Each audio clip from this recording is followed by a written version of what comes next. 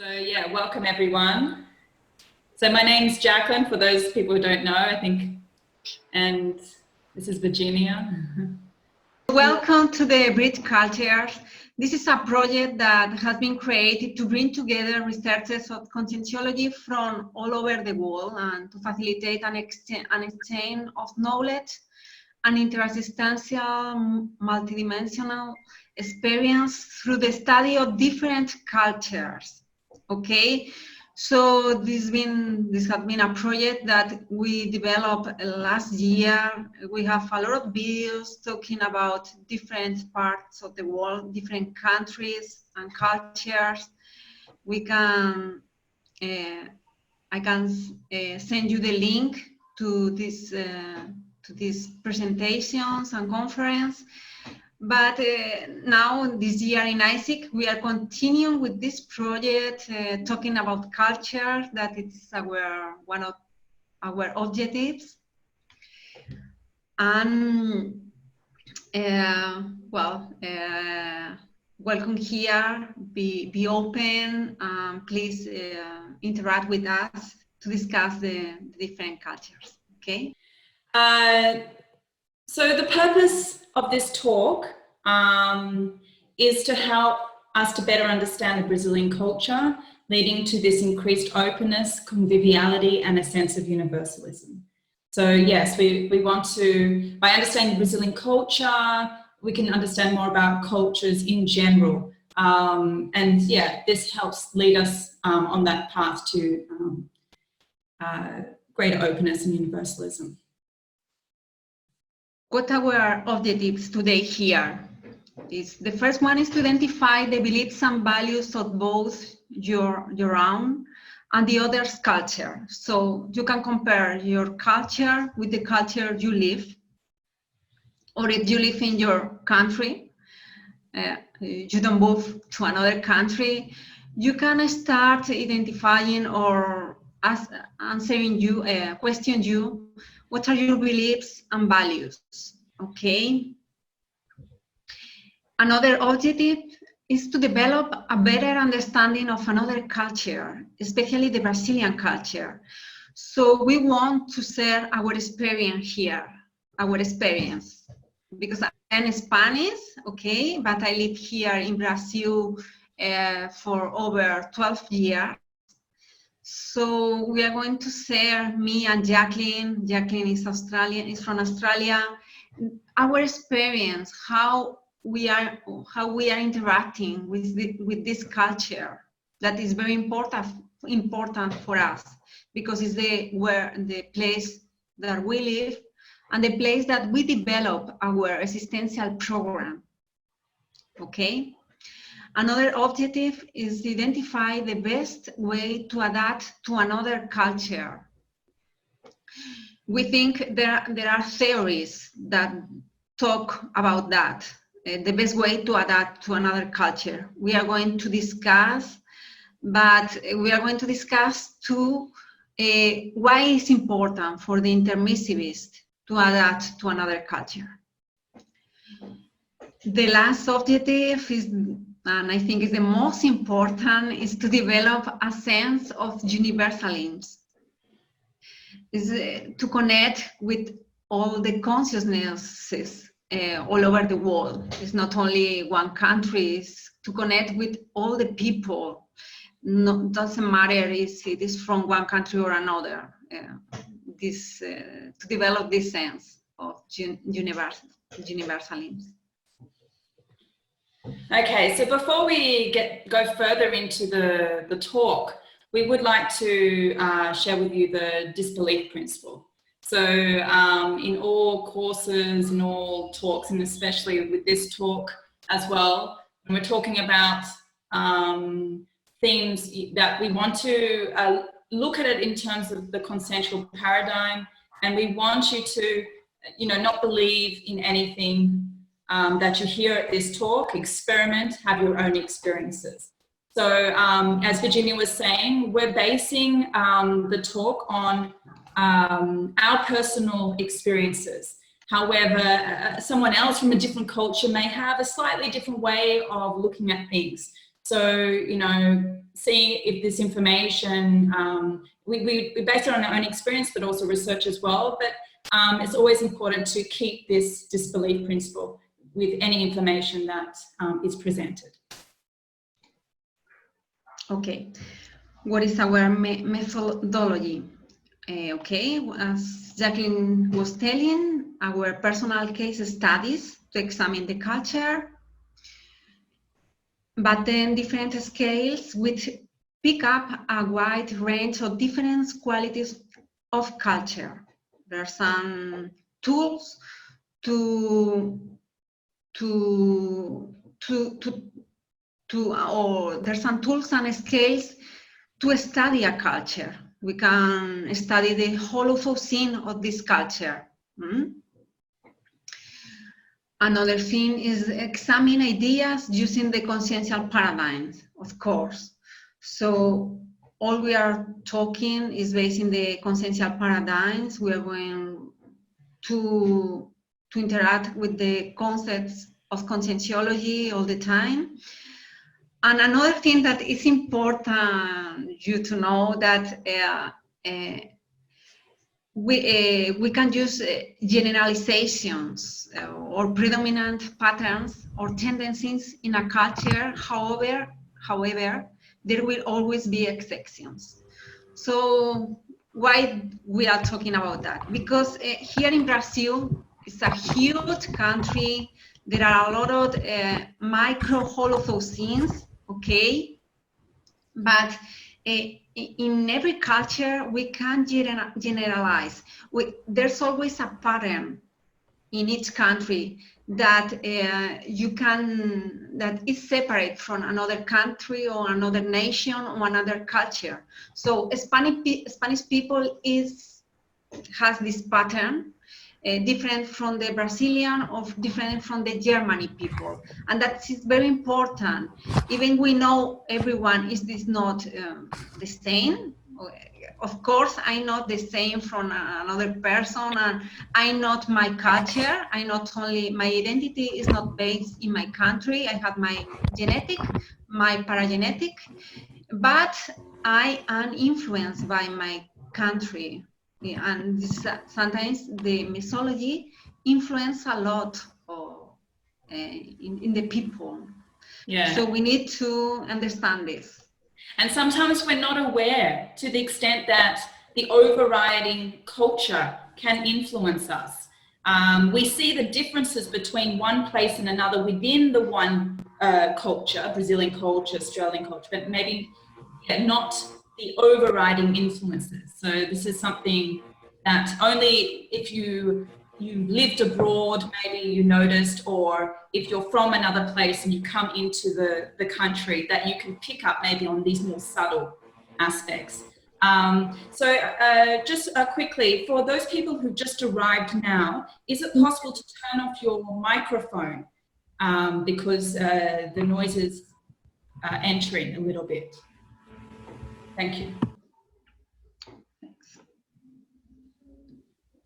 So a question that we have for you guys is, what comes to mind when you think about the Brazilian culture? So I guess people who are Brazilian may have a different idea to people who are not Brazilian, but yeah, what comes to mind?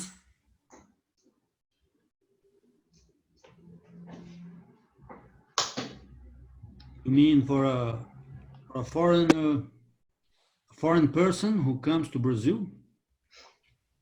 Can be, yeah, for both.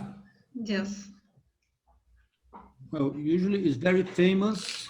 We know that people usually say that Brazilian people is, let's say, I don't personally believe in all of that, but we generally hear that Brazilian people are light, are friendly, happy, things like that.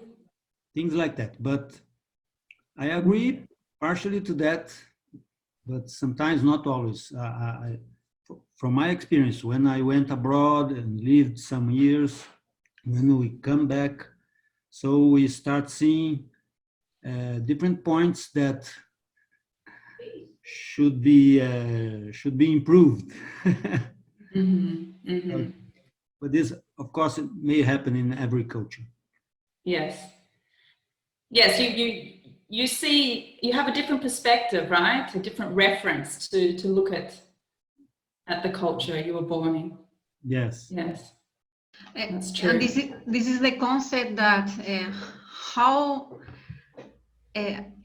for example, a Brazilian, what is the perception for a Brazilian about their own culture, and what is the perception from people from outside about Brazilian?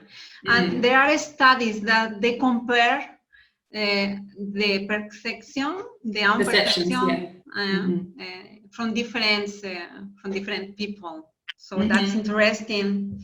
We have people from outside, Christopher, and other people that, and we can have this comparison. And Virginia, there is a third perspective. That's the Brazilians that are living outside of the country for a long period of time. Yes. I would say that people that immersed on the culture, that lived all their lives on their culture, foreigners that came to Brazil, and the Brazilians that went outside, because the vision changed a little bit about the country and own behaviors as we go to a different culture. I think that you both had this experience since you are not anymore in Australia and Spain. Exactly. So. Yes. And what do you think about your own country, about Brazilian culture? I would say that one characteristic that I would like to raise, and I think that we can put an analysis under the consciential paradigm, it's about the Brazilians. They have a trend to, instead of doing a high level planning and taking their destinies on their own hands, they a lot refers about the God to take care of them. Okay, it's there is a high religious holocene in the country. People do not realize that. Like when I moved to United States, I see it that they do more about taking the own responsibility for their lives. Okay, and then when something goes wrong here, is that okay, we didn't plan accordingly. Okay, when something happens in Brazil, people refers, and sometimes politicians say that that phrase in Brazil, like, if God wishes, you're not going to have it again. Yes, it's interesting because you're if you're comparing the United States culture, which again it has this principle of a proactiveness, right? You do things. When you're comparing the United States culture with the Brazilian culture, you'll pick up on these different aspects, including that aspect you're talking about, which is interesting. Anyone else? Yes, please. Yeah, I would like to talk to. My roots. I was born in Brazil, but my roots are from Italy. I went there some years ago, and I made some links with places I think I spent some life there, and but I identify many ways to Italian. But when I went to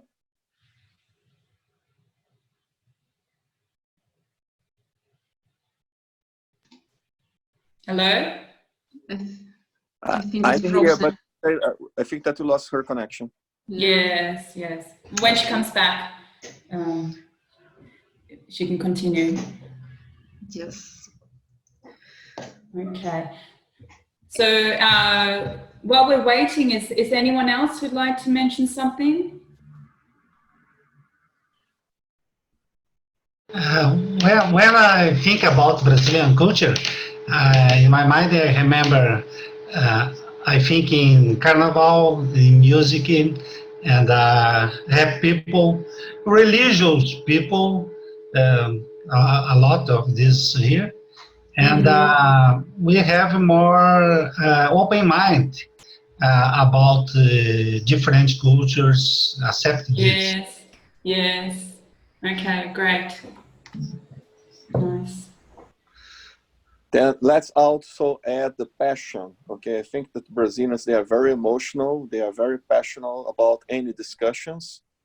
It's starting with football, okay, going to politics, and any place when they decided to discuss, the passions arise.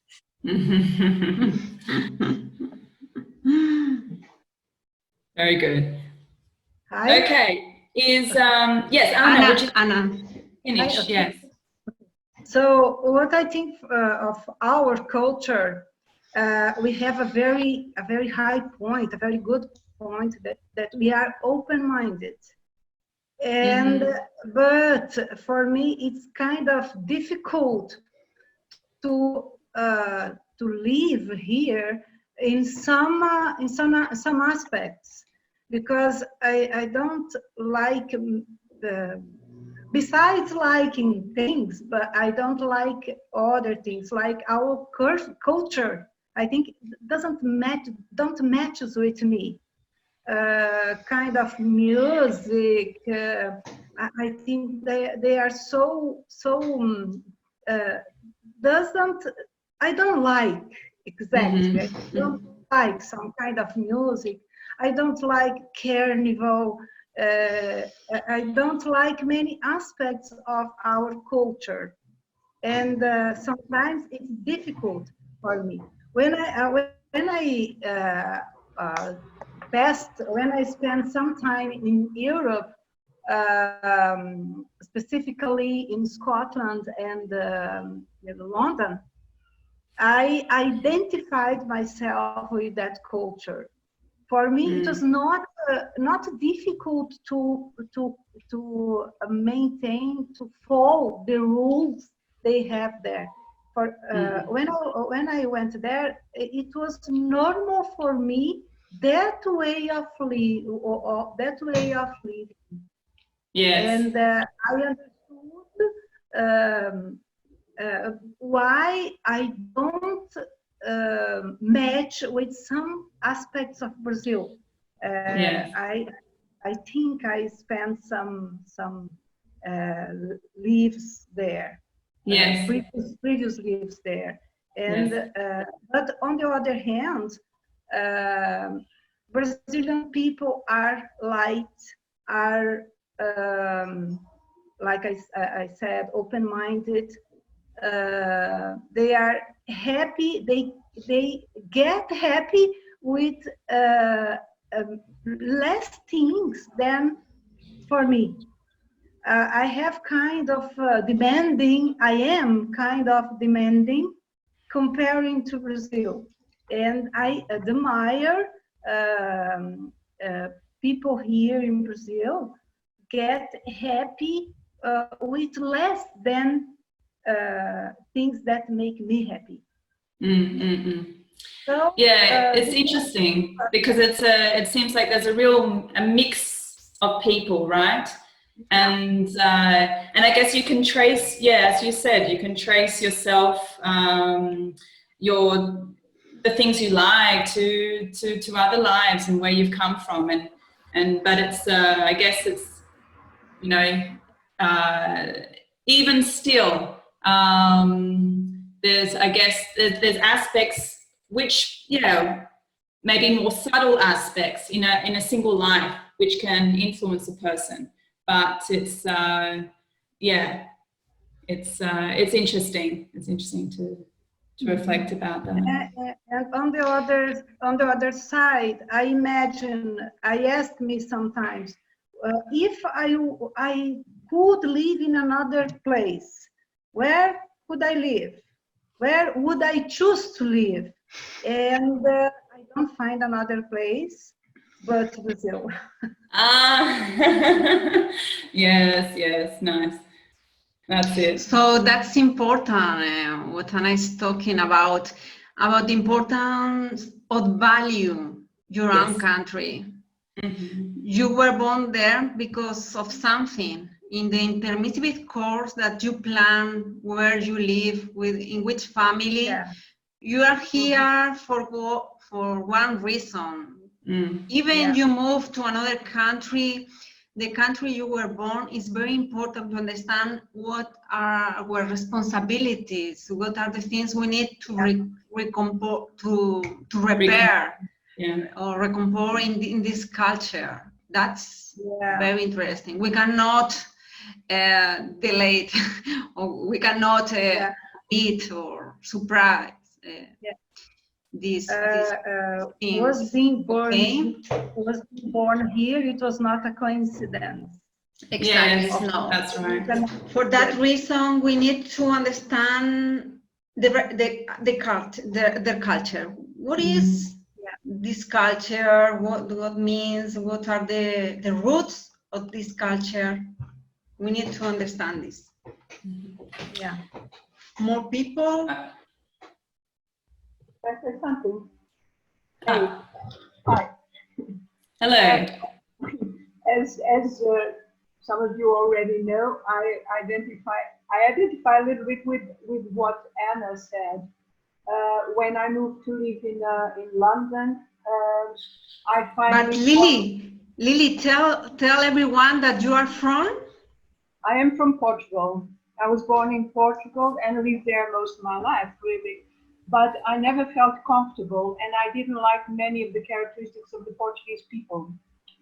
And the first time I went to London as a tourist when I was 19, and then I came back and I cried the whole day, and my mom asked, "Why are you crying?" I said, "Because I don't belong here, I belong there." So clearly this has to do with past lives. And for me, it was very clear that this was the first time that I was being born in a country that spoke Portuguese, because I absolutely disliked the language. And it was very difficult for me to adapt to the Portuguese language and the Portuguese culture. And but everything is for a reason, as we are saying, right? So obviously there's things that sometimes are group karmic that you need to resolve. And also, as it was the plan, the program, the existential program, it seemed I was born there because this was the easiest way, or one of the easiest ways, in conjugation with the group karmic needs, to have access to Conscientiology, because I started in Conscientiology there in January '96. So it was already 25 years ago or something. So that kind of makes sense. But it was actually when I moved to London that I felt happy. Kind of, finally even going back to visit family every year.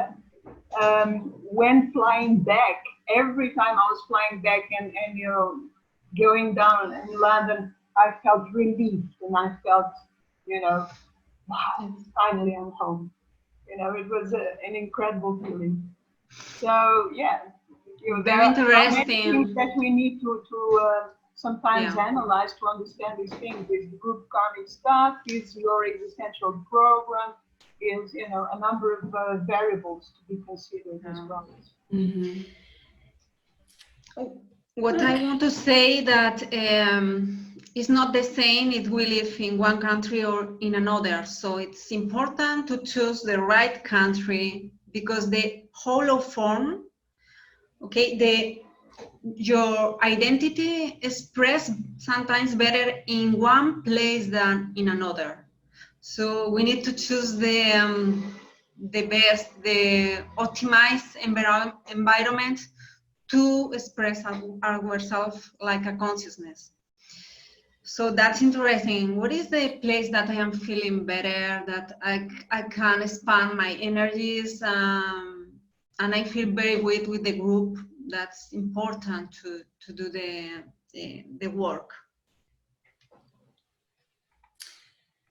Okay, so shall we continue? Yes? Okay, so I guess, we just put some images here representing some of the, maybe the stereotypes of Brazilian culture. But yeah, you can see this happiness, enthusiasm, the soccer, the colors, the bright colors, the animals, and all of this. Okay, so. Okay, can we continue? Yes. Yes. I thought someone, okay. We are going for, when you study a culture, you need to study geographic or political aspects of this culture or nation. We're going to facilitate quickly some facts, like for example, the language is the Portuguese. It's a huge country, 211 million of population, and it's called my attention because it's only one language in this country. How can it be possible? In Paraguay, near Brazil, there are three languages, official languages, and here in Brazil, only one. It's very interesting. Another thing, the politics, Democratic Federative Republic with a presidential system. Okay.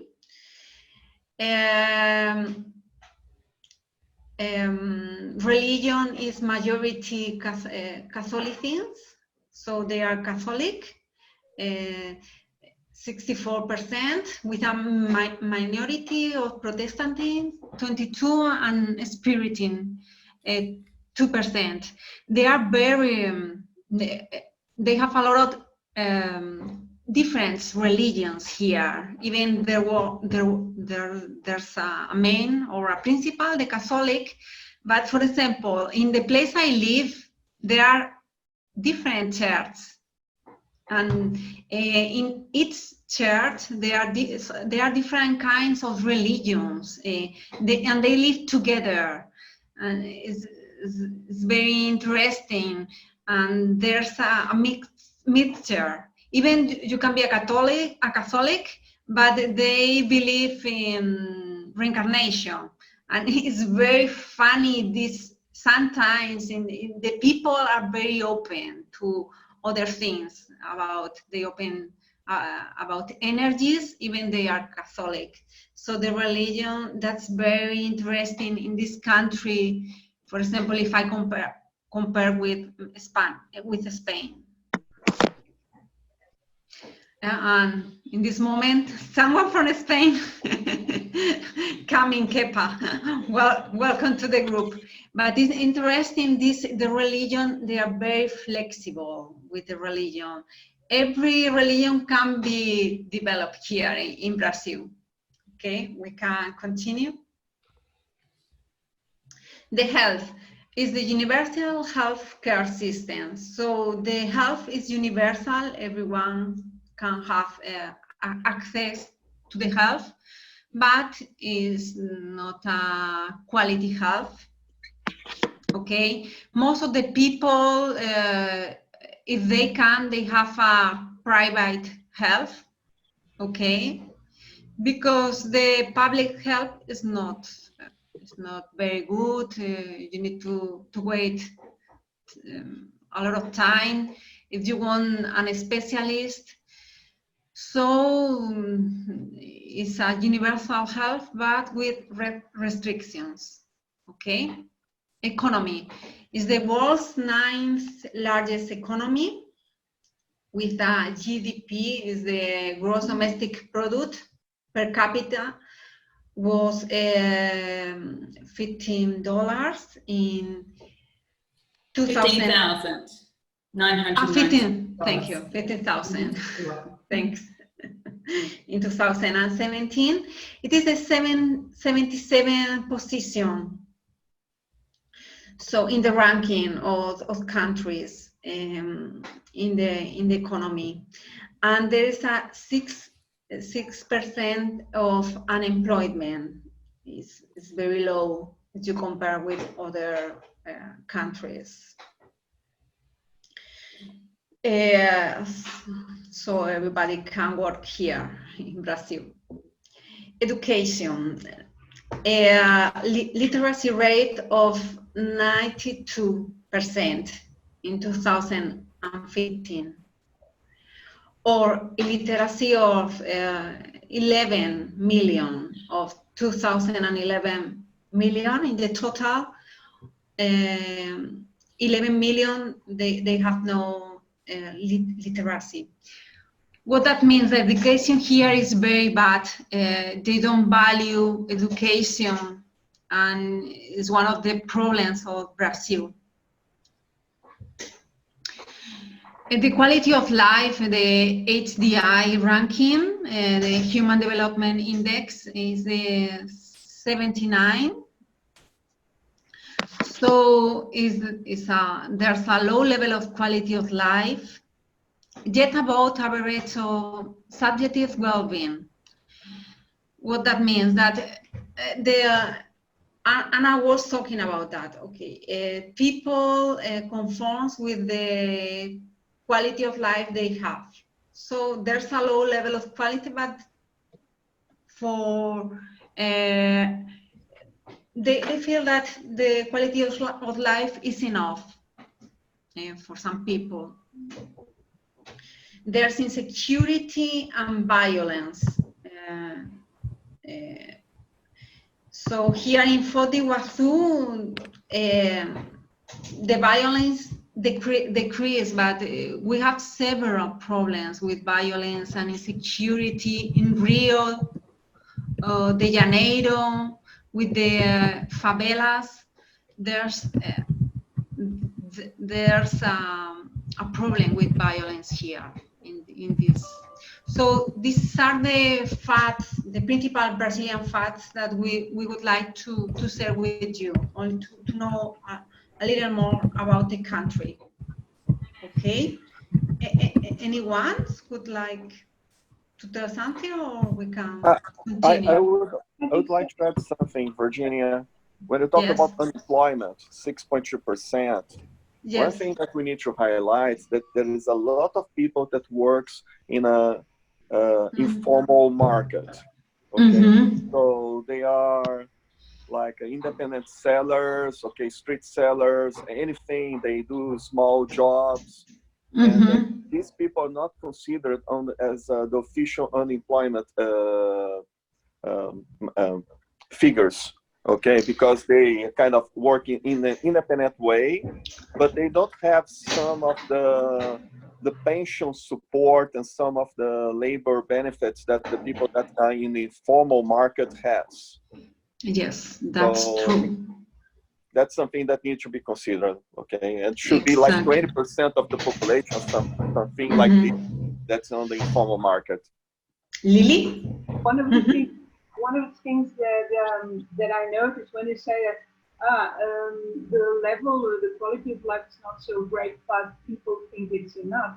People don't think it's enough. The thing is, they don't know anything different, and they don't think anything can improve.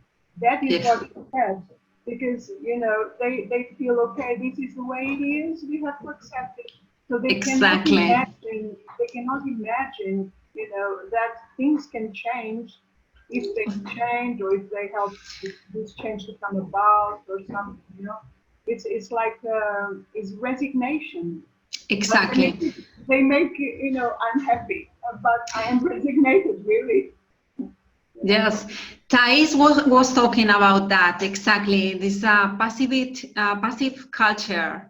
They are passive, they are not active. They don't move together to change the country. And that's one of the points that it's a pattern of Brazil. Christoph? Do you think this is related to the high level of religiosity? I don't know if this is the correct English word. Well, it could be one of the factors, and another fact that I think is the colonization. They have a history. We are talking about the present, but we cannot forget the past. They were colonized. So when you are colonized, sometimes you could be in a passive posture. Could be one of the hypotheses about that. But the religion, the colonization, are like, you accumulate different facts to understand why the people behave like that. Another thing is the slavery, because, well, in Brazil, there were a lot of slaves.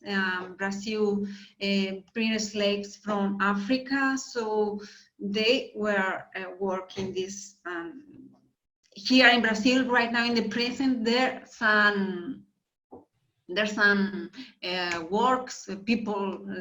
There's some people that they work in conditions that it seems like slaves. Okay. Here, for example, in Foz do Iguaçu, there are the people from Paraguay that work here in domestic labors in the house. They work in without any condition, like if they were slaves. And I guess another aspect maybe to consider is like the government. There's less government support. I think people, it's just, the government provides a little bit less, and people are used to that way, that they accept that as being normal. They don't, I guess, they don't know that things could be different or better. So they accept the situation as it is. Yes, I agree. Thais is saying they don't feel with the power to change the things. Yes. Okay. I think we can continue, and then we are going to discuss more about these aspects. Please. Okay, so now we're going to go into analyzing the culture itself, various aspects of the culture. And we're going to be using these, the following scales, okay? This idea of introversion, extroversion. So like with these scales, it's kind of like a continuum, like you have from one extreme to the other. And a culture can lie somewhere along this continuum. And of course, there's been studies done on this, but also like each person can examine the culture relative to their own culture and see whether it's more ahead or behind their own culture in terms of this scale. So we have the introversion, extroversion, collectivity, individuality, masculinity, femininity, organization and disorganization, flexibility and rigidness, and materialism and to multidimensionality. Okay, the first one, introversion, extroversion. Brazil is a more extroverted culture. They are very open. They reflect this through what? They are very expressive communication. They express all the feelings.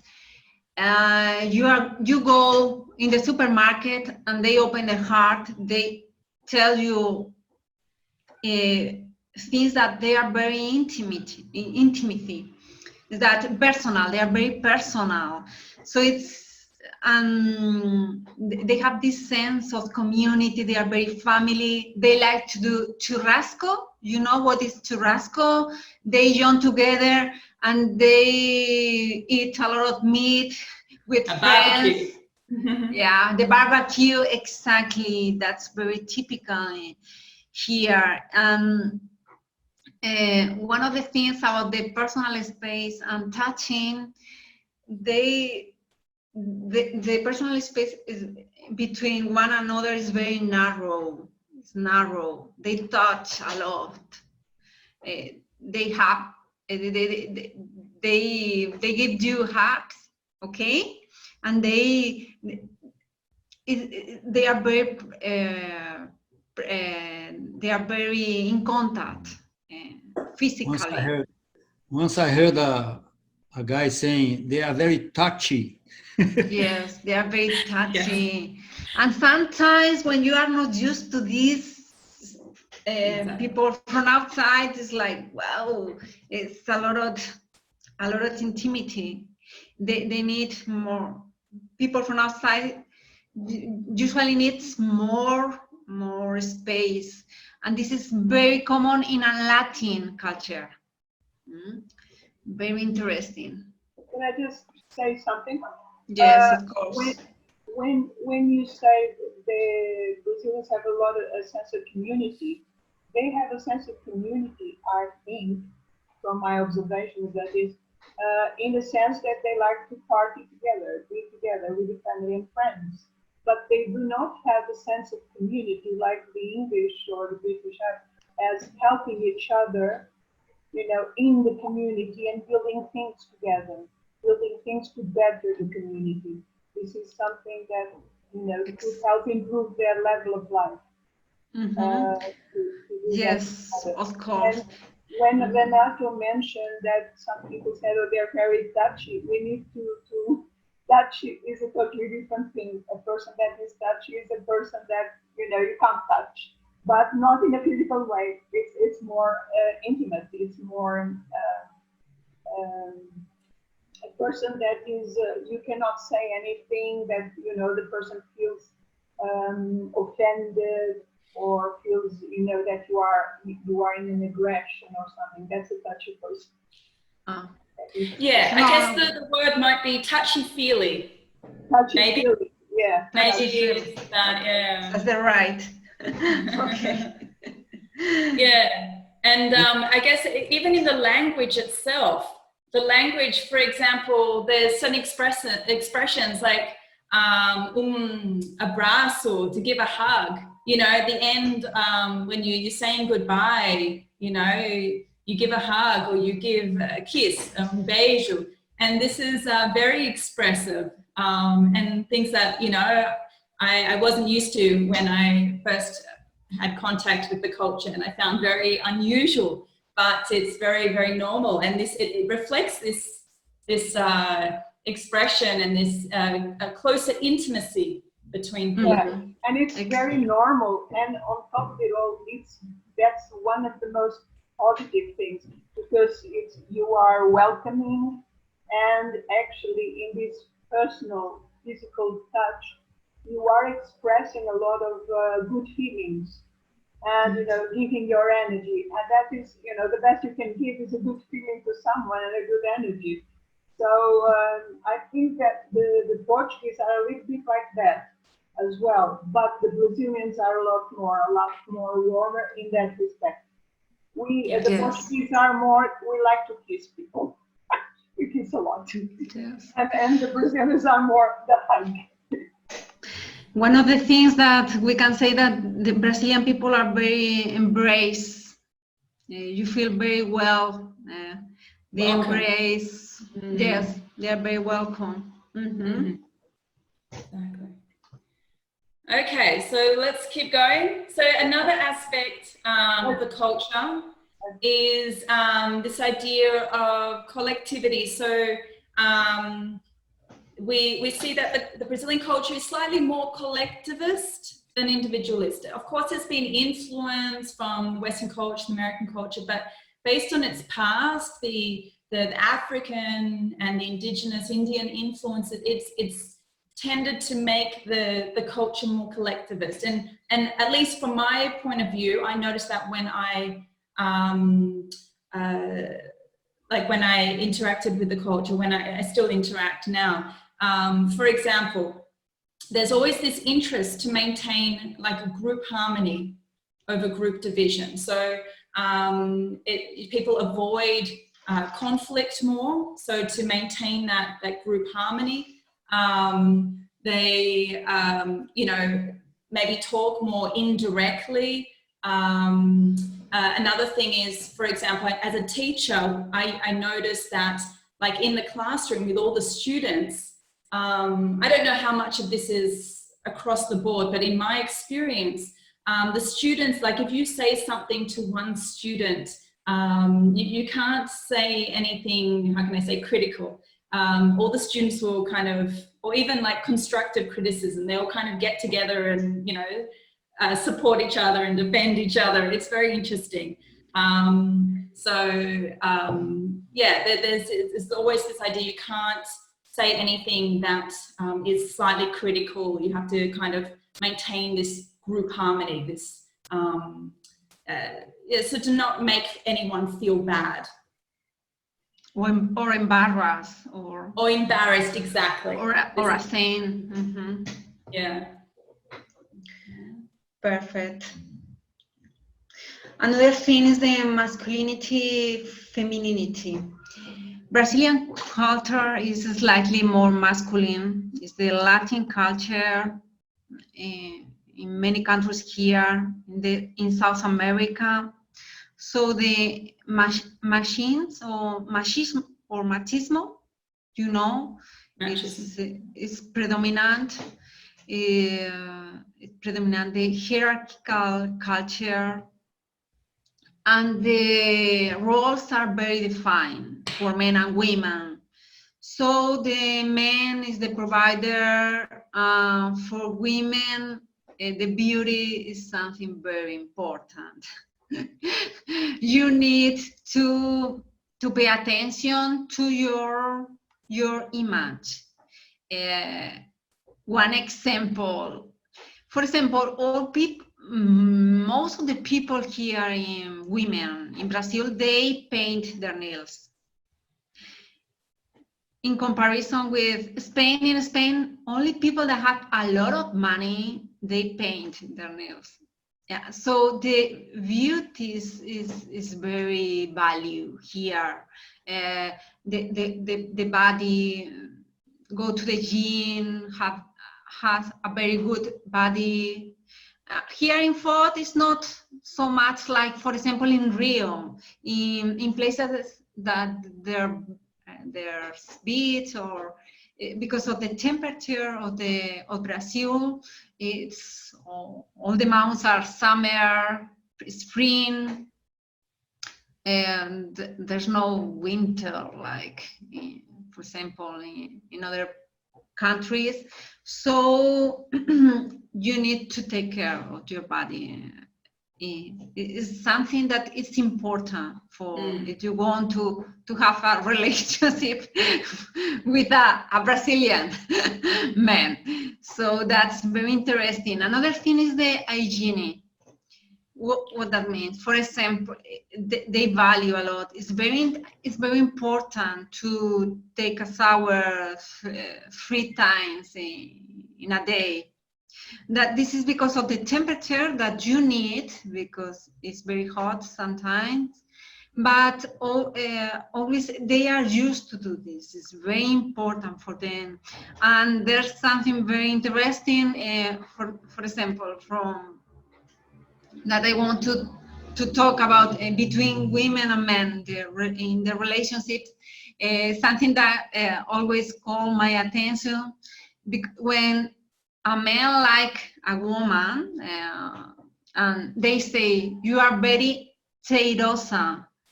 Cheirosa means that you smell very well.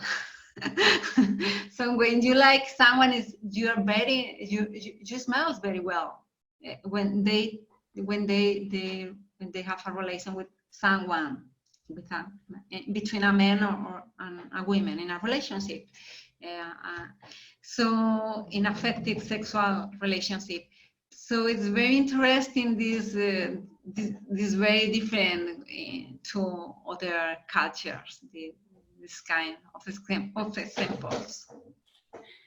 Yes, I noticed this specifically with the hygiene. You know, people have it seems like people have a more acute sense of smell here, like for smells that are not pleasant, and maintaining your own personal hygiene. It seems to be at a higher level than, for example, the Australian culture or other cultures that I've traveled to. And it's interesting to reflect on maybe why this is the case. Even, you know, making sure, you know, with alcohol, sanitizer, using sanitizer and all these things. Yeah, they are very sensorial, so could be one of the reasons. But that's, for example, from someone who live in London, or when I've been in Ireland during 1 month, the people take a shower once in a week. So that's because the time is wet. For example, in Malahide, the city that I stayed there, when I was 15, there were people that I was in a home and I was learning English, and people, for example, in a week, they can take shower. They can take a shower only on Sundays. It was maybe because the house where you were had too many people from many different countries. Because the English are not like that, and the Irish neither. You know, you have to shower every day. We have I mean, there I go. We have a thing about the French. Is it the French? They take, instead of showering, they use perfume. They're terrible. And the English notice a big difference, you know, and the British notice a big difference with that. But if you live in a very big house that only has 1 bathroom and lots of people inside, that's a problem. No, it's not my case. It was a big house, but this occurs 20 years ago. 20 years ago. Mm-hmm. But it's the culture is different from one place to another. Here in Brazil, here we spend a lot of money and a lot of time. Exactly. Taking care of our hair, our wrinkles, our yes. Even you don't have money. The woman is poor.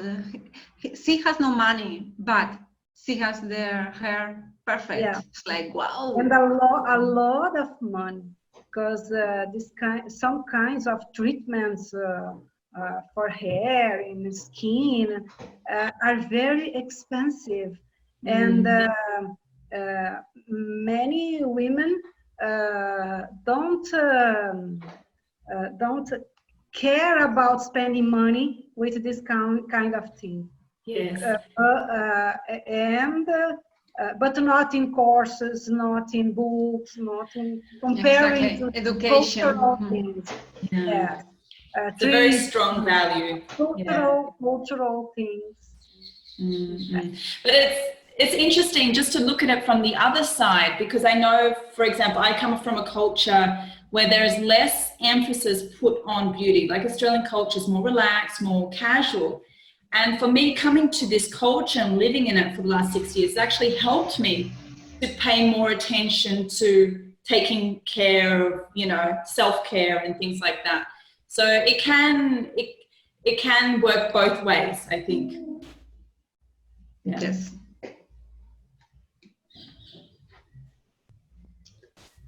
Okay. Anyone else has any other comments to make about this slide, or? Yeah, for me, I was going to say, Jacqueline, that it was very similar what you just said, that for me, it was a good value to take care more of myself. It was really good. Interesting, yeah. I think it is not wrong to take care of the body or to take care of hair, to take care of our face. It's not wrong. It's not a mistake. The problem is when the balance is not good. Yes, exactly. Yeah. It's the excess, taking it to the excess. Yeah, that's right. When it dominates your whole life, and as you guys said before, you don't focus on education, other aspects, your intellect, and developing those things. But of course, I can't spend, for me, I can't spend a lot of money, for example, on my hair. If I had money, a lot to spend, it would be different. Or not. Perhaps I would do something, I would employ my money in different things. Of course, doing what I can do to have a good presentation, but not spending a lot of money. I think we Brazilian people, and I think women more than men, how can I say, they enter the It's frozen again. Yeah. Okay. Okay, I think we can continue and then she can. Yeah. She can talk. Finish. Okay. All right, so the next slide is related to organization versus disorganization. So I guess with the Brazilian culture, there is a tendency towards being less organized. In the next slide, we're going to talk about this positive aspect that's kind of related to this. But in this case, yes, there is a tendency to being more disorganized. And, in comparison to the cultures that we come from. So for example, an example is with punctuality. So, so people say, we're going to meet at a certain time, but not necessarily, like for example, a party. We organize, but not everyone arrives at the time that was spoken, was organized. It was people come, you know, an hour later, or at 9 o'clock, you know, when it was or 7 o'clock, or, you know, there's this, I guess people have a more flexible relationship with time and don't value this level of punctuality that other cultures may value.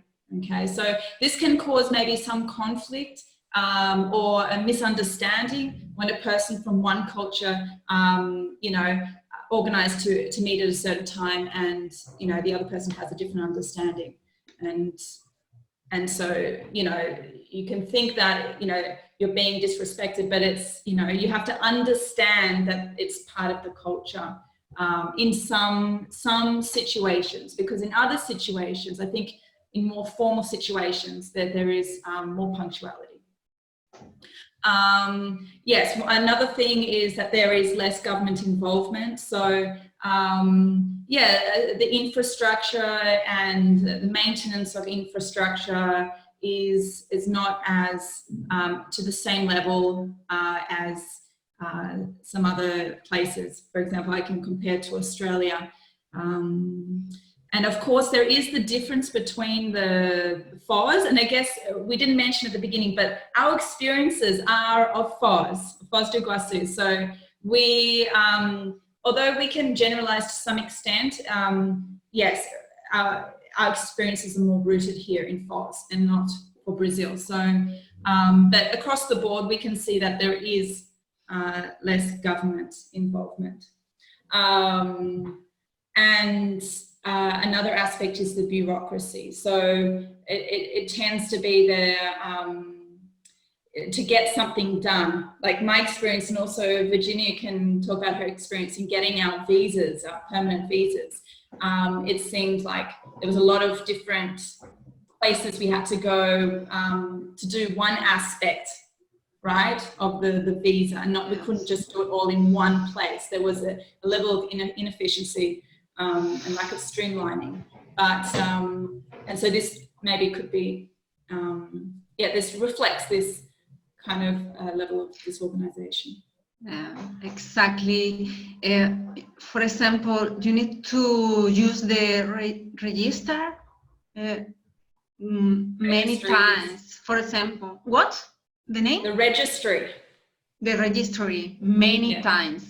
For example, in some countries, you go to the registry to to use if you are going to marry, if you are going to buy something, or for example, buy a house or something like that, or when someone died. But here, for any reason, you need to go to the register and pay, and with all the things of the visa, it's incredible, all the things that you need to do. And this is not only for people from outside, for foreign people, immigrants. It's for people from Brazil. They put a lot of difficulties in becoming something. It's like all the things are very difficult. If you want something, you need to do a lot of strategies to become what you want. It's incredible, very, Yeah, and it's very. Yes, Renato. Yeah, no, that's totally correct. Yeah. And for that reason, sometimes the country cannot continue or develop. And this is very connected with the same slide about, well, connected in a good way, yes, because they are very disorganized, but in another way, they are very flexible. And there's flexibility. So what does it mean? That they are very openness and interesting to find a solution. They are not rigid. Here we can say that everything is possible. You can do whatever you want. If you want, you can do it.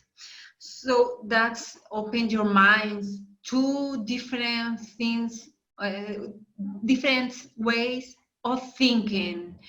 You can think different here because of this strong trait of flexibility. So, and that gives you the opportunity to be more creativity. And they have a high level of creativity, really, really. It's very interesting. So for me, that I am from Europe, from Spain, they are very rigid, and the things are like that, and you cannot change.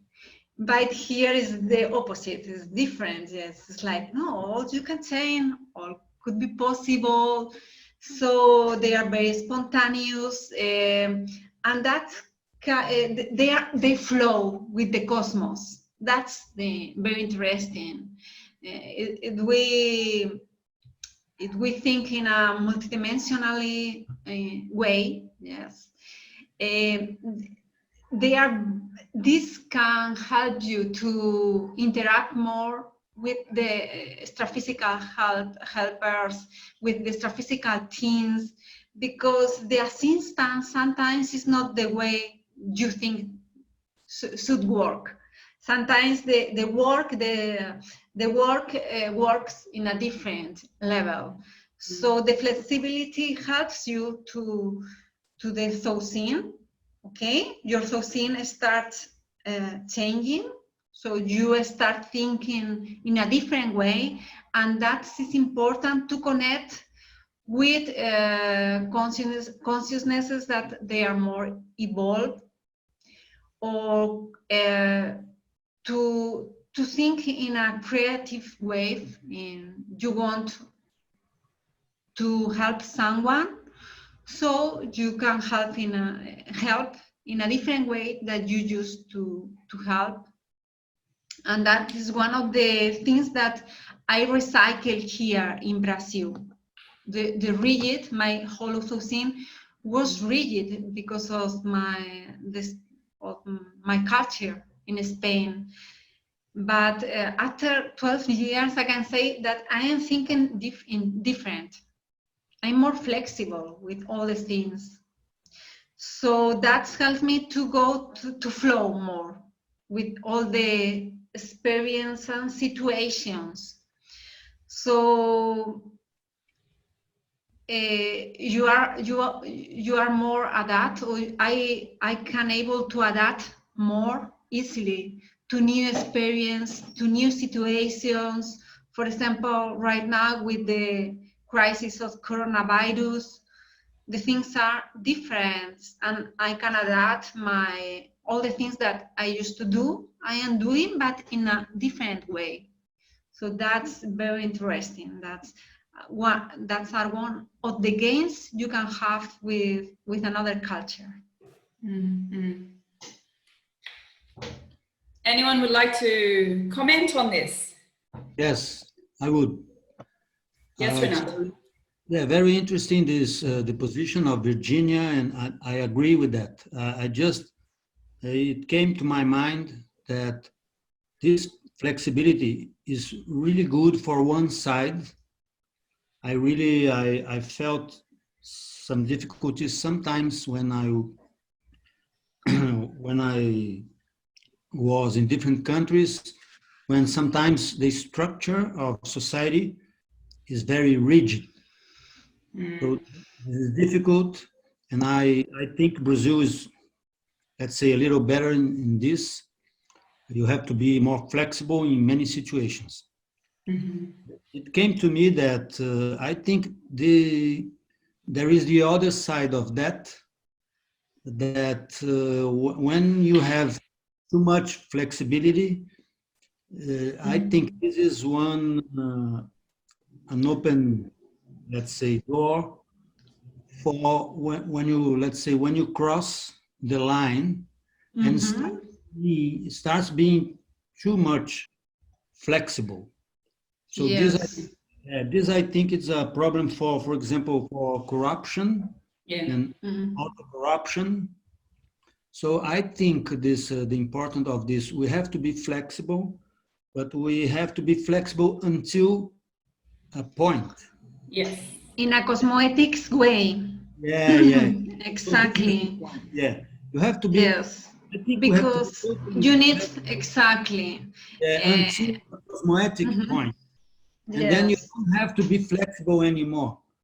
And this sometimes is difficult to find this limit. And here I think this too much flexibility opens, this space for the other corruption and things wrong and all of that. Yes. So there's a positive side to it, and then there's it can be a negative side to this flexibility. You have to be very aware of that. That's right. It's the flexibility with discipline, flexibility with organization. With cosmoetics. With cosmoetics, yes. That's the point.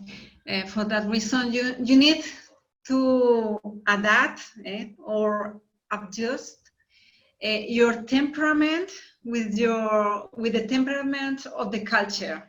You need to know how you are. Do you think you are flexible, okay, or not, or you are more rigid? So you can consider who you are and how can the environment can influence in a bad way. For example, if you are flexible, but sometimes you are self-corruptor. How you say it? Self-corruption? Self-corrupting. Self-corrupting. So that's the point to understand, because we are in a culture, but the culture is based, is based into consciousnesses. So how can we react? I'm flexible but self-corrupting, or I can be flexible and creativity, but not going to the self-corruption. Yes. Okay. It's that way. Anna? This kind of flexibility of our country. There is another aspect. It makes possible things, makes some easy for some things, and it turns better to solve some things. But on the other hand, some people that normally follow the rules, people more rigid or demanding, get unhappy because on one hand, people are not follow the rules, and on the other hand, people more flexible don't follow the rules. And I add another point to it, the jeitinho brasileiro. So when there is no solution in one way, even we have the jeitinho brasileiro to solve some things not possible on the right rule. Yes. Everyone understands the jeitinho brasileiro? Christoph, Adrian, people from outside, I believe someone, I don't know if they understand what is the jeitinho brasileiro, but we are going to explain because I think there is a little bit very of famous. It's very the famous. jeitinho brasileiro is when you have a problem, they find a way to resolve this problem. It doesn't matter how they are going to do, but they give a jeitinho brasileiro. They give a solution. They find a problem. Yeah, they find. But sometimes it's but not sometimes, very ethical. yes, And that was sometimes what I it's say, not it's exactly. They found some ways, but not always in the cosmoethical way. That's the reason that they are called jeitinho, because it's like a way not really clear or not really cosmoethical. And also, if I can... Thais is saying, for those who live here, it's usually an anti-cosmoetical way to get things. Yeah, that's it. Perfect. This comes to exactly this flexibility. I think it is good. It is good until the point you don't go into anti-cosmoethical attitudes, but it helps a lot when it's not anti-cosmoethical. That's it. Can I add something else about this flexibility and rigidness? Maybe the scale goes more into flexibility. However, I would point out that the rigidness exists every time that you have a culture that has a lot of conservationism, lots of conservative people. These people are rigid. Those that are flexible are those that are not so conservative, and they allow other ways of thinking, and they have other ideas, and they become more, it's all connected, as Jackie was saying, creativity, flexibility, openness to the new, neophilia, and then you have more openness to fraternism and universalism, and we can go in that way. If we think a little bit, if I compare it with the Portuguese culture, we also have that. For instance, once we were two friends, and someone asked us, "Oh, how do you see the Portuguese culture?" And I said, "It's flexible." And my friend said, "It's rigid," because she belongs to this kind of people that are more conservative. And I have the opposite upbringing, from my family, because it's a family of artists. So we are a lot more flexible and open. So you also have in the Portuguese culture these two things going, side by side. But I do say that here in Brazil, obviously, in the scale, if you put it in the scale, I think flexibility wins. Yeah, I think there's always, how can I say, individual family differences as well. I think that plays a part. And then there's also the cultural influences.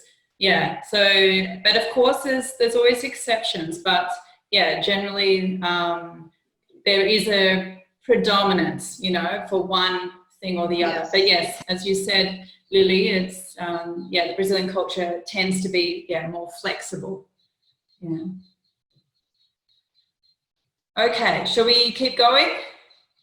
Yes. Just because our time. Yeah. Yes. Okay, the last aspect we're going to look at is the materialism versus multidimensionality.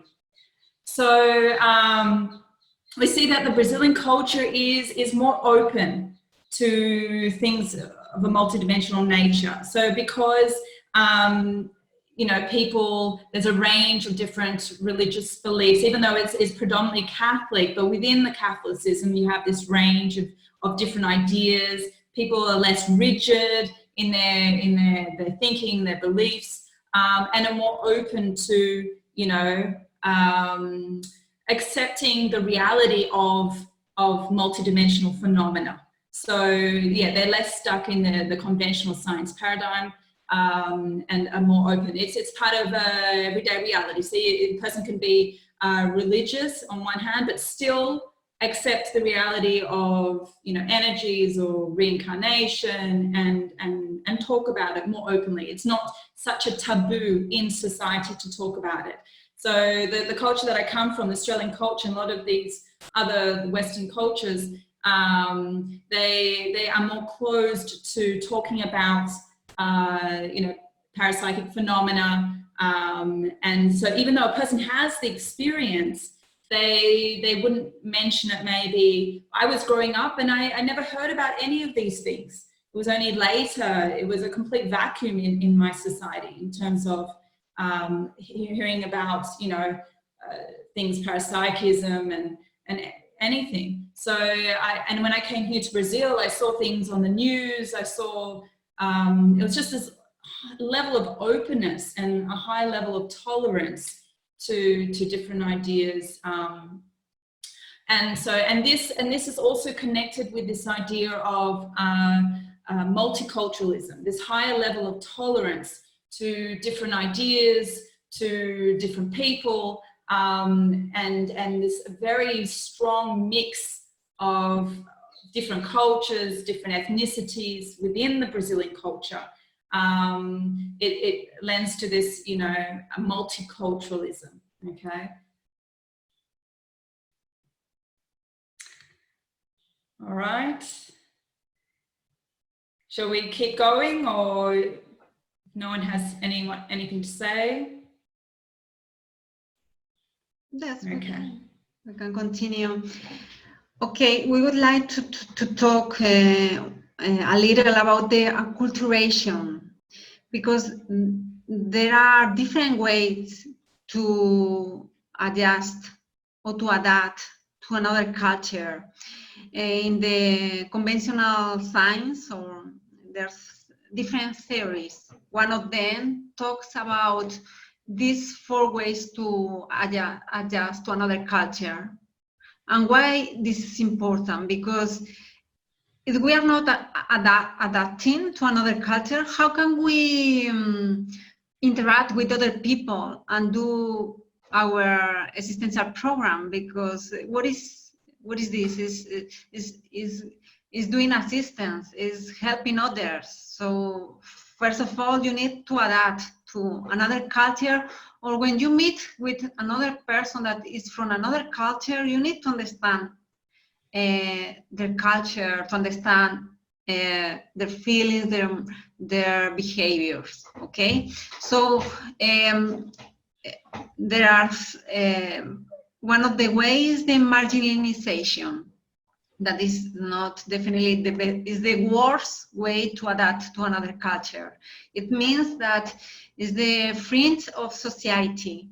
The person is not interacting with the new culture, but isn't also interacting with their own culture. So he's not adapting in any culture. Yes, he's in the fringe of society. Okay. The second is the separation. When you are not interacting with the new culture, you are apart from this. You are separate to this new culture, and this is very interesting when you see the ghettos. In Brazil, here in Santa Catarina, there's a village or a city named Pomarode. I don't know if you know this city, Pomenare. I am going to write that it's a small village that the German culture is on this village. The houses, the food, the customs are all in German culture, are all based in German culture. So it's very interesting. They create ghettos in the country. Here in Fort, for example, with the Lebanese, with the Leban culture, they have some places that people from Lebanon, they live there. So it's another way to adapt to a culture that it is not good, because we need to interact with other people that they are different from us. Assimilation is the third one, that you assimilate the new culture. You arrive to another culture, to another nation, and you are doing a good adaptation. It is good, but what is the bad thing about assimilation? That you forget your own culture.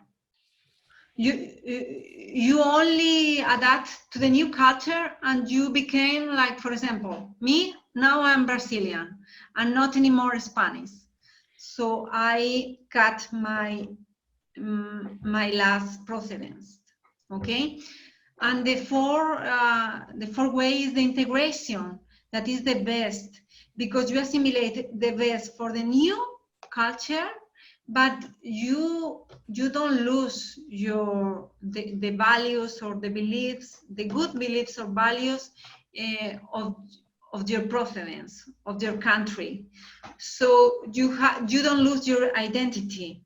Mm-hmm. So that's the way to take the best for the two different countries. Okay, the country that I will, for example, in my case, I'm Spanish, I take the best from Spain and the best from Brazil. And this could be the best way to adapt to another culture. And that is going to help us to do our project of life. That's very important. If you are adapted to the culture, you can interact with others and connect, to do the rapport with people from Brazil.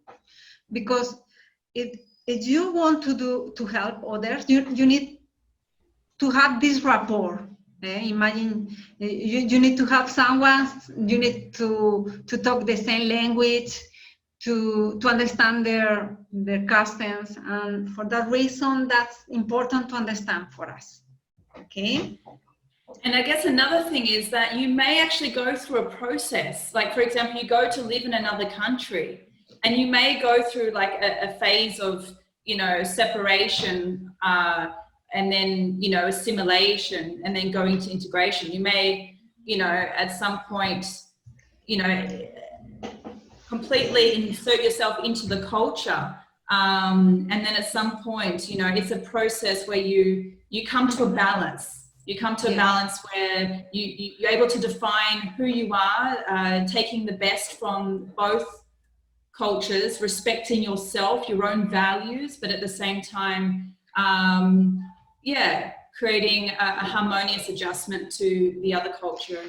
Yes, one of the things, this is another thing that we are not talking about now, is because the process of adaptation, it has different phases.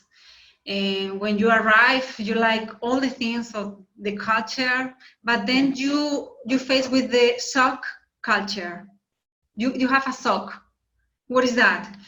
You see things that you don't like, and you have challenges that you need to overcome. And then you need a phase of adaptation, and you need to adjust. Yes, you need to adjust to the new culture, and then you recover your balance. Yeah. So I guess, it's important to mention. I think we're almost on time. I think it's already close to 2:30. So we'll just maybe quickly mention them. I'm not going to go into detail, but when adapting to a culture and you want to create this, integrated self, there's a number of postures or attitudes or traits that you can develop. Right, so being able to develop this adaptability, it's a process. It's not something that happens immediately. You have to go through that process of adapting to another culture. But you can do this through having this curiosity, this neophilia, being open and wanting to know about the other culture. You have to put in more effort because you weren't born in that culture. So you need to try to understand it. And, by reading about it, by watching, different movies, series, or whatever can help you. This openness, try to remain as open as possible. You're going to come into conflict with the culture, with your values clashing with the values or beliefs of the other culture. So how do you deal with this? You need to maintain this level of openness. And again, this is something that you can develop right over time. Flexibility, take on board, recycle that aspect, maybe a little bit rigid of yourself, take on board the Brazilian trait of flexibility, allow them to help you to become more flexible. The self and hetero-respect, you have to, at the same time, you need to respect yourself, your own limits. Right? There's some things you can't, maybe at this point in time, you can't accept, but need to think about why. Why are you not accepting that? Maybe you need to do some recycling. And again, hetero-respect, very important. You need to be able to, even though you may not agree with what people in the other culture is doing, you need to be able to respect. You need to respect that it may not be even right, but it's different, and you need to accept that's the way things are happening. That's the way people are acting within that culture. You're there, you're in that culture. You're not, you're not in your own culture anymore. So, employing that admiration, disagreement, binomial. Okay. Yes, Virginia, is there? I can't hear you. One of the things, you cannot control the culture. You can control yourself, but not the culture you are living. Yes, exactly. That's correct. There's only you that you can change, right? If you don't like something about the culture, you can either leave, remove yourself, or you can recycle that aspect. It's in any case that applies, but especially in when you're interacting with another culture that's different from your own. And sustainability, when you go into a new culture, you need to be able to, how can I say, it's part of this idea of adaptability, but to be able to sustain yourself. It's usually, it's not easy, you're learning, everything's different, you're not used to the norms, the way that people are interacting with each other, even the language can be different, and you need to put even more effort into being able to sustain yourself there in the culture, rather than, just giving up. Okay. Sorry, I've gone through this very quickly because we're kind of out of time, but Jacqueline, Adrienne was talking here in the chat that we all need to think of ourselves as world citizens. Exactly, that's it. So if we take more of that approach, that's correct. Stop thinking from our own small world perspective, and take on that bigger perspective, that our identity is not just of our culture, we're not just from that culture, we're actually extra physical consciousnesses, and you need to think of, multidimensional consciousnesses, but also people that have a consciousness that have lived in many different cultures in the past, in past lives. So we actually have a part of many different cultures within ourselves even. So, but taking on board that perspective is correct. Mm-hmm. Okay. Even this is the ideal intraconsciential profile. We have our challenge or bottlenecks. We need to identify our problems, difficulties, challenge, because we have our own experience, and sometimes there are things that are very difficult for us. So we put here like a process. Imagine there's something that you don't like, someone, for example, with the punctuality, people in Brazil, they are not punctuality, for example, in a dinner, something small, and you need to adapt. So there's some things that we need to face. Okay, so please you can put Jacqueline all the points because of our time. So the first thing we need to identify our beliefs and values from our own culture, and if they are in conflict when encountering the other culture. We have our own values, and suddenly we face with new values and different points of view to see the things, and then we need to identify the values and beliefs behind the action to better understand why the persons act the way they did. It's not something personal. Sometimes it's about the culture you are in. So you need to interact, and what I was telling before, you cannot control your environment, all the people, all the culture. You're not going to change the culture. You need to adapt to this culture. Even sometimes you don't like, or you think it's not a right way to work or to express, but it is the culture you are. Any culture is perfect. All the cultures have the good things and the bad things.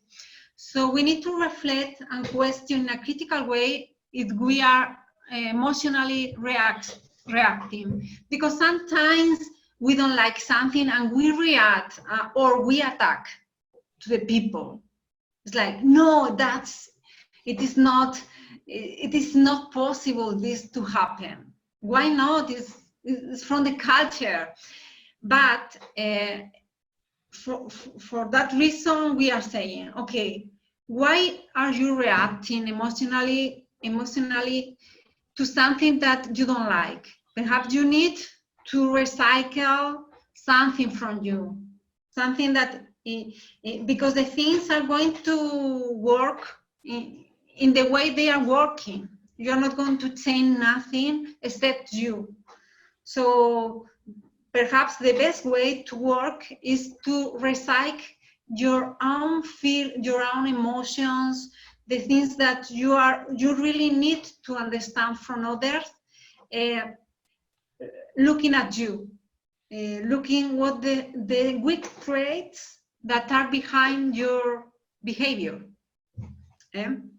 So question if this is something that you can affect or would like to change, considering your intention and any secondary gains.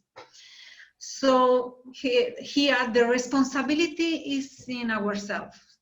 We have the responsibility to change ourselves and to overcome the difficulties and the challenge that we have in the new culture, and to see the bottlenecks that's the problems that we need to overcome, on things that perhaps we need to identify a new way to interact with others in order to have a good conviviality, or to have conviviality, or to have the harmony, to keep the harmony outside and inside yourself. That's the most important thing that we want to say.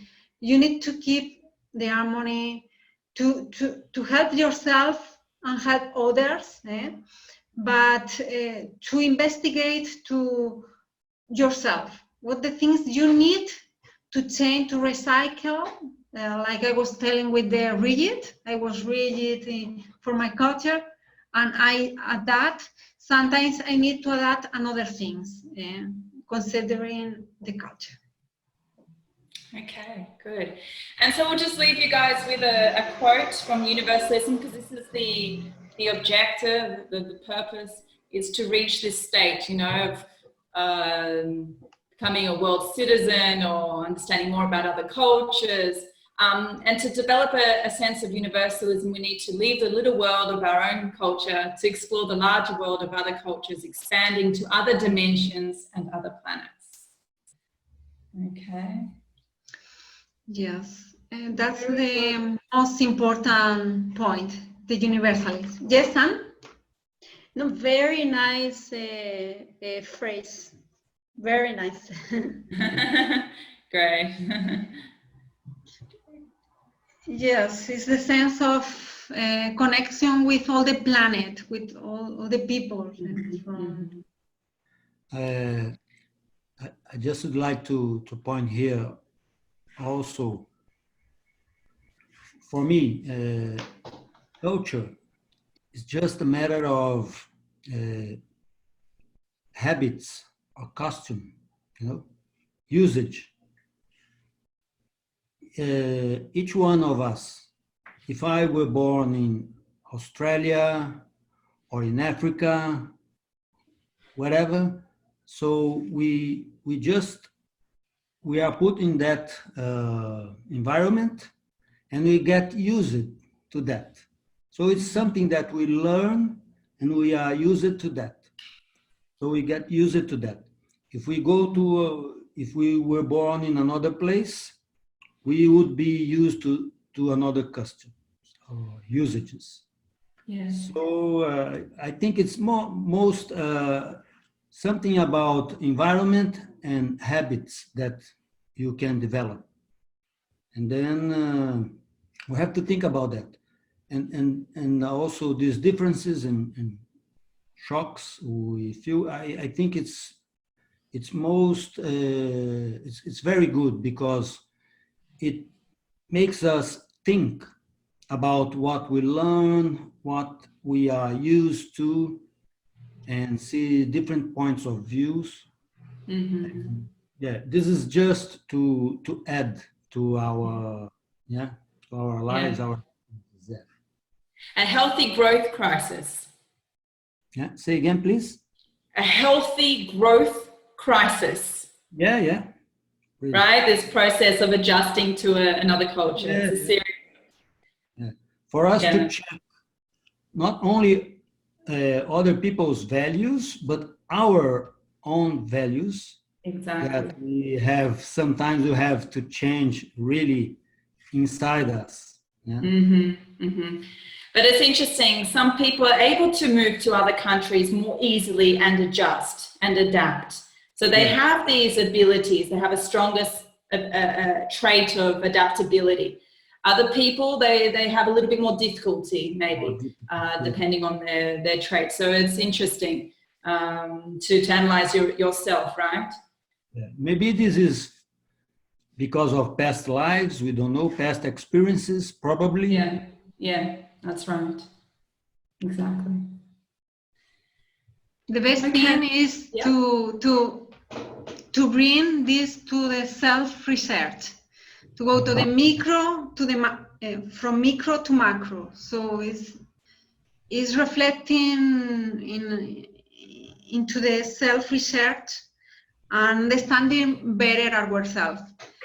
If you understand yourself, you understand the world.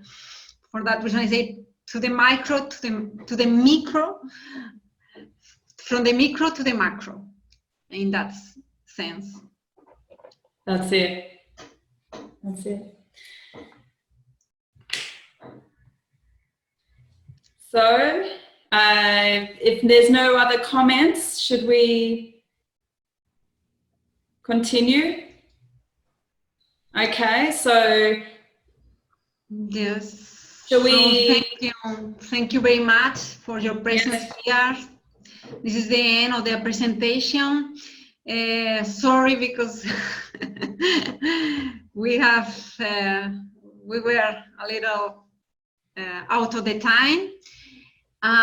Well, we would like to quickly present the next activity. Will be in May with the British cultures with Austria. So you are all inviting to this event with Melanie Messner from Finland. She lives in Finland, but you are all invited. So thank you very much for your presence here. It was a pleasure for us to present, and we are here. Okay, so we see you in other opportunities. Thank you very much. Thank you. Thank you. Bye bye. See you. Goodbye.